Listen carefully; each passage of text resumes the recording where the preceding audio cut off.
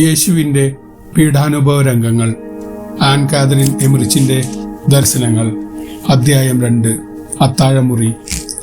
സിയോൻ മലയുടെ തെക്കുവശത്ത് ദാവീദിന്റെ തകർന്നു കിടക്കുന്ന കൊട്ടാരത്തിൽ നിന്നും അധികം അകലെയല്ലാതെ അല്പം കിഴക്കോട്ട് മാറി ബലിഷ്ഠമായ മതിലുകളാൽ ചുറ്റപ്പെട്ട വിശാലമായ ഒരങ്കണം. അതിന്റെ മധ്യത്തിൽ 2 നിര നിബിഡ വൃക്ഷങ്ങൾക്ക് പിന്നിലായി പുരാതനവും ബലവത്വവുമായ ഒരു കെട്ടിടം, പ്രധാന വിചാരിപ്പുകാരന്റെ ഭവനം. പ്രവേശന കവാടത്തിന് വലതുവശത്ത് സ്ഥിതി ചെയ്തിരുന്നു. ഇടതും വലതുമായി മതിലിനോട് ചേർന്ന് മറ്റു കെട്ടിടങ്ങളും കാണാമായിരുന്നു. അടുത്തുള്ള ഒരു ഭവനത്തിലായിരുന്നു യേശുവിന്റെ മരണശേഷം പരിശുദ്ധ കന്യകയും മറ്റു ഭക്തസ്ത്രീകളും അധിക സമയം ചെലവഴിച്ചത്. അത്താഴമുറിക്ക് ആദ്യകാലത്ത് ഇന്നത്തേതിനേക്കാൾ വലിപ്പമുണ്ടായിരുന്നു. പണ്ട് ദാവീദിന്റെ പടനായകന്മാർ വസിച്ചിരുന്നതും ആയുധവിദ്യ അഭ്യസിച്ചിരുന്നതും ഇവിടെയായിരുന്നു. ദേവാലയം പണിയുന്നതിന് മുമ്പ് വളരെ കാലത്തേക്ക് ഉടമ്പടിയുടെ പേടകം സൂക്ഷിച്ചിരുന്നത് ഇവിടെയാണ്.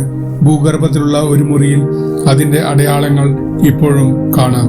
മലാക്കി പ്രവാചകൻ ഈ മേൽക്കൂരയ്ക്കടിയിൽ ഒളിവിൽ കഴിഞ്ഞതും ഞാൻ കണ്ടിട്ടുണ്ട്. പുതിയ നിയമത്തെക്കുറിച്ചും വിശുദ്ധ കുർബാനയെക്കുറിച്ചുമുള്ള പ്രവചനങ്ങൾ അദ്ദേഹം എഴുതിയത് ഇവിടെ വെച്ചാണ്. സോളമനും ഈ ഭവനത്തോട് ആദരവ് കാണിക്കുകയും പ്രതീകാത്മകമായ ചില കർമ്മങ്ങൾ ഇവിടെ വെച്ച് നടത്തുകയും ചെയ്തു.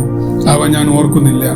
ബാബലോണിയക്കാർ ജെറുസലേമിന്റെ വലിയൊരു ഭാഗം നശിപ്പിച്ചപ്പോഴും ഇതിന് കേടൊന്നും സംഭവിച്ചില്ല. ഈ ഭവനത്തെ സംബന്ധിച്ച് മറ്റു പല കാര്യങ്ങളും ഞാൻ കണ്ടിട്ടുണ്ട്, എങ്കിലും അവ ഇപ്പോൾ എന്റെ ഓർമ്മയിൽ ഇല്ല. നിക്കോദെമോസിന്റെയും അരിമത്ഥ്യക്കാരൻ ജോസഫിന്റെയും ഉടമസ്ഥതയിൽ വന്നപ്പോൾ ഈ കെട്ടിടം വളരെ ജീർണിച്ച അവസ്ഥയിലായിരുന്നു.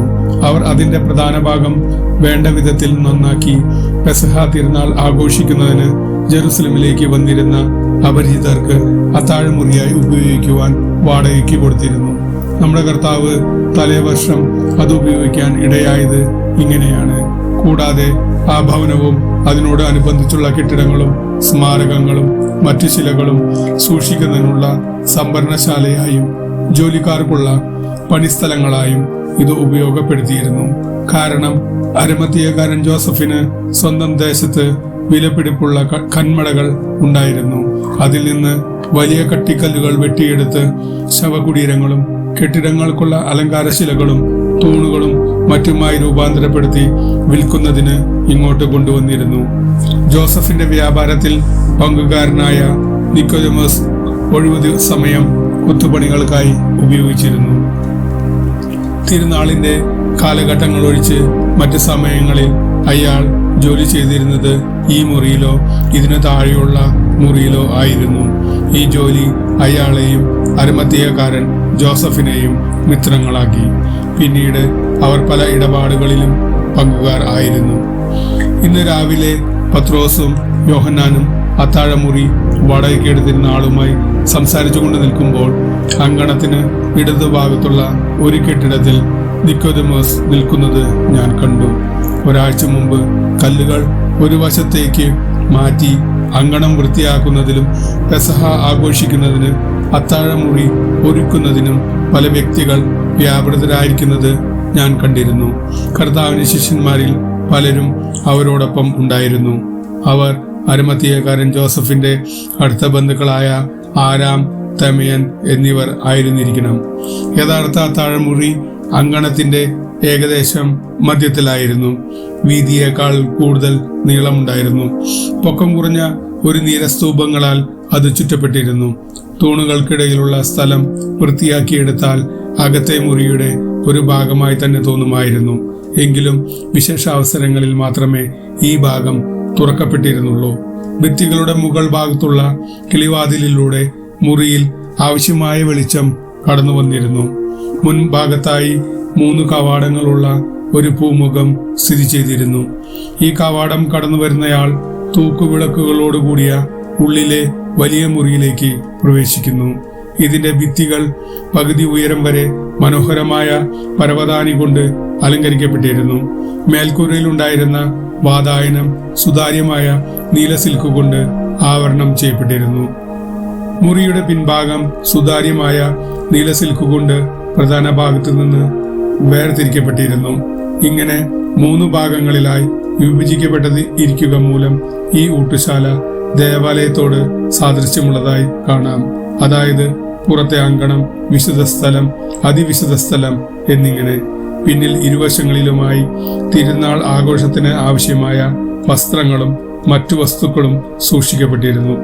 മധ്യഭാഗത്ത് ബലിപീഠം പോലെ ഒരു സ്ഥലമുണ്ടായിരുന്നു.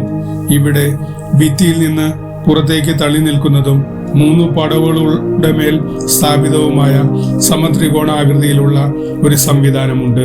പെസഹ കുഞ്ഞാടിനെ പാകപ്പെടുത്തുന്ന അടുപ്പിന്റെ മുകൾ ഭാഗമായിരിക്കണം ഇത്. കാരണം ഇന്ന് അത്താഴ സമയത്ത് അതിന് നല്ല ചൂടുണ്ടായിരുന്നു.